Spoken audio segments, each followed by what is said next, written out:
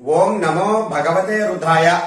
మీ యొక్క గృహంలో ఎక్కువగా వాస్తు దోషాలు అలాగే సమస్త దోషాలు కూడా తొలగిపోవడానికి శుక్రవారం నాడు ఈ పరిహారం ఆచరించండి. శుక్రవారం ఉదయం మీరు చక్కగా తలస్నానం చేసిన తరువాత 3 పసుపు కొమ్ములను తీసుకుని దానిలో కొద్దిపాటి బియ్యాన్ని కూడా వేసి ఆ పసుపు కొమ్ములను ఈ బియ్యాన్ని కూడా దగ్గరగా నూరి ముద్దగా తయారు చేయాలి. ఆ వచ్చినటువంటి ముద్దతో మీరు మీ యొక్క ఇంటి ప్రధాన ద్వారమునకు ఓంకారాన్ని లిఖించాలి.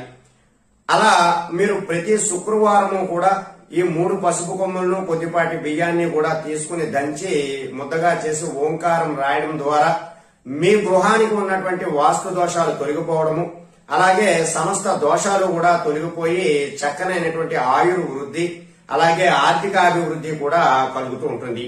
కాబట్టి వాస్తు దోషాలు ఎక్కువగా తొలగిపోవడం